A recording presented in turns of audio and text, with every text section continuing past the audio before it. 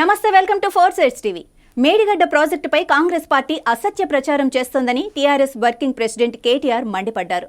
ఆయన పిలుపు మేరకు టీఆర్ఎస్ పార్టీ ఎమ్మెల్యేలు, ఎమ్మెల్సీలు, మాజీ ఎమ్మెల్యేలు, ఎంపీలు మేడిగడ్డ ప్రాజెక్టును దర్శించారు. మేడిగడ్డ చూడటానికి వచ్చిన మాజీ ఎమ్మెల్యే జీవన్ రెడ్డితో మా వరంగల్ ప్రతినిధి సుధాకర్ ఫేస్ టు ఫేస్.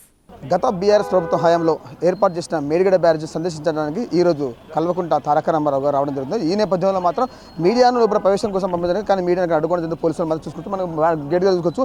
పోలీసులు మాత్రం ఇక్కడ అతి ఉత్సాహం చూస్తున్నారు. వాళ్ళు మాత్రం ఖచ్చితంగా మీడియా వాళ్ళని లోపల చెప్పడం జరుగుతుంది. కానీ మాత్రం పోలీసులు మాత్రం ఇక్కడ ఎవరు రాకుండా అడ్డుపెట్టడం జరుగుతుంది. ఎవరైనా వస్తే మాత్రం ఖచ్చితంగా అంటే ప్రస్తుతం ఉన్న బీఆర్ఎస్ పార్టీకి సంబంధించిన ఎమ్మెల్యేలు కానీ అలాగే ఎమ్మెల్సీ చెప్తే వాళ్ళు లోపల ముస్లిం లేని పక్షం మాత్రం పంపాలని చెప్పాను. అయితే సుమారు 3 కిలోమీటర్ దూరం ఉన్న ఈ బ్యారేజ్ మీద నడవాలంటే చాలా ఇబ్బంది పరిస్థితి. అయితే ఏదేమైనా మాత్రం ఇప్పటికైనా అధికారులు ఇక్కడ చూసుకోవచ్చు. మనం ప్రతిపక్షంగా ఉన్నప్పుడు మాత్రం అంటే వీళ్ళు అధికారంలో ఉన్నప్పుడు మాత్రం ఖచ్చితంగా మేము ఇది చేస్తాం అది చేస్తాం చెప్పి బీఆర్ఎస్ నాయకులు చెప్పడం జరిగింది.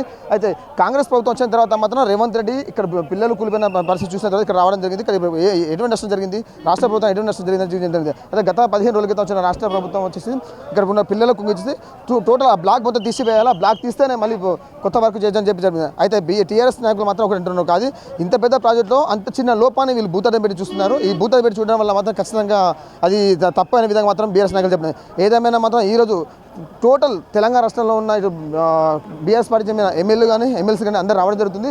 ఈరోజు మేడిగడ్డ బ్యారేజ్ జరిగిన అంటే ఎలా కుంగింది, ఎంత జరిగింది, ఎంత నష్టం వాటింది అనే విధంగా వాళ్ళు చూపించిన మాత్రం రావడం జరుగుతుంది. ఏదేమైనా మాత్రం ఈరోజు బీఆర్ఎస్ పార్టీ ఇక్కడికి వచ్చిన తర్వాత ఇక్కడ జరిగిన నష్టాన్ని వాళ్ళు ఏ విధంగా చూపుతారో కనబడుతుంది. అంటే ఇక్కడ నష్టం జరిగిందని మాత్రం స్పష్టంగా కనబడుతూ ఉంది.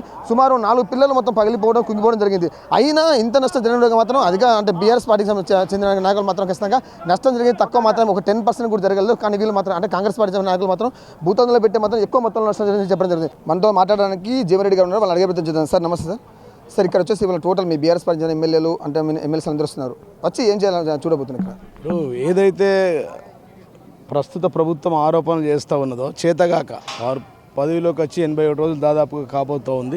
ఇక్కడ ఏదైనా జరిగితే కొద్దిపాటి పొరపాట్లు జరిగి ఉంటే వాటిని రిపేర్ చేయించే ప్రయత్నం చేయాలి. కానీ ఆ రిపేర్ చేయకుండా ప్రతినిత్యం పాత ప్రభుత్వం మీద ఆరోపణలు చేస్తూ అపవాదులు వేస్తూ బదనాం చేయడానికి వస్తూ ఉంటే ఇలా మా వర్కింగ్ ప్రెసిడెంట్ కేటీఆర్ గారి ఆధ్వర్యంలో అదేవిధంగా హరీష్ రావు గారి ఆధ్వర్యంలో పెద్ద ఎత్తున మేమంతా తరలి వస్తూ ఉన్నాం. అసలు వాస్తవ సంగతులు ఏందో ప్రజలకు చూపించడానికి వస్తూ ఉన్నాం. కాబట్టి ఖచ్చితంగా వాళ్ళు పర్మిషన్ ఇవ్వాల్సిందే. మేము పోతూ ఉన్నాం. కొద్దిసేపు ఆపిర్రు, పోలీసులకు మాకు వాగ్వేదాలు జరిగినాయి. లోపలికి వెళ్తా ఉన్నాం, చూపిస్తాం ప్రజలకి. ఒకసారి నష్టం జరిగిందని మీరే అంటున్నారు. ఆ నష్టాన్ని మొత్తం పూడ్చాలంటే పూర్తి ఉన్న 10 బ్లాక్ మొత్తం తీయాలంటే బ్లాక్ 10 పిల్లలు అంటున్నారు. మరి ఎందుకు ప్రభుత్వం ఉన్నది, ఎందుకు ప్రభుత్వంలో ఏదైనా జరిగి ఉంటే ఖచ్చితంగా దాన్ని రిపేర్ చేయాలి కదా. రిపేర్ చేయకుండా అపవాదులు వేసి ప్రభుత్వాన్ని బదనాం చేద్దాము, కేసీఆర్ గారిని బదనాం చేద్దామని ఎందుకు ఆలోచన, ఆ దుర్బుద్ధి ఎందుకు? ప్రభుత్వంలోకి వచ్చారు, ఎక్కడైనా కొన్ని చిన్న పొరపాట్లు జరుగుంటే పొరపాట్లను సరిదిద్దండి, రైతులకు ఉపయోగపడే విధంగా చేయండి. ఒకరోజు అన్నం పెడితే అన్నదాత సుఖీభావ అంటారు. అట్లాంటి రైతులకు ప్రతినిత్యం మనందరికీ అన్నం పెట్టే రైతులకు నీళ్ళు అందించడానికి ప్రయత్నం చేయాలి. కానీ అక్కడ కుంగిపోతే నువ్వు ప్రభుత్వంలోనో అధికారంలోనో నీ చేతుల్లో అధికారం ఉంది, నువ్వు రిపేర్ చేయాలని చెప్పి మేము అంటున్నాం. దాన్ని ఓకే సార్, అంటే దాన్ని నిర్మాణం చేయాలి. మళ్ళీ పూర్తి ఒక బ్లాక్ అంటే సుమారు 50 కోట్ల నిధులు కావాలని చెప్పి అంటున్నారు. 83,000 కోట్లలో 50 కోట్ల రూపాయలు ఒక నిధులా అండి? చెప్పండి. కేవలం 83,000 కోట్లుగా 3 పిల్లర్లకే అయిపోయినాయా? 15 బ్యారేజీలు, 3 రిజర్వాయర్లు, దాదాపు 3 బ్యారేజీలు, 15 రిజర్వాయర్లు, దాదాపుగా 21 లిఫ్ట్లు, ఇవన్నీ ఉన్నాయి కదా. వాటన్నిటికి జరిగిన 83,000 కోట్ల రూపాయలు కదా. కాబట్టి ఇది పూర్తిగా దాన్ని బదనాం చేయాలనే ఆలోచనతో ఉన్నారు. కాబట్టి ప్రజలు దీన్ని ఖండిస్తూ ఉన్నాం. మేము నిజ నిరూపణ చేస్తాం, ప్రజలకు చూపిస్తాం. దాని రిపేర్ కూడా ఎంత ఖర్చు అయితే చేస్తాం. వాళ్ళు చేత కాకపోతే చెప్పారు కదా హరీష్ రావు గారు, దిగిపోండి మేము చేసి చూపిస్తామని చెప్పినాం. అంటే మీరైనా సరే వాళ్ళైనా సరే ఎటు చేసినా ఎలాంటి సంస్థను చేయించాలంటారు? 100% చేయించాలి. ప్రభుత్వం ఏ నిర్ణయం తీసుకొని చేయించాలి, ప్రజలకు ఉపయోగపడే విధంగా చేయాలని చెప్పి కోరుకుంటున్నాం. ఏదేమైనా మాత్రం గతంలో ఈ ప్రాజెక్ట్ ఎవరు నిర్మాణం చేపట్టారో అదే ఎలాంటి సంస్థతోనే చేయాలని చెప్పి మనతో నేను మాజీ ఎమ్మెల్యే జీవన్ రెడ్డి గారు చెప్పడం అనేది. అయితే ఇప్పుడు చూసుకోవచ్చు, ఈరోజు పూర్తిగా బీఆర్ఎస్ పార్టీకి చెందిన ఎమ్మెల్యేలు కానీ ఎమ్మెల్సీ కానీ మాజీ మంత్రులు కానీ పూర్తిగా రావడం జరిగింది.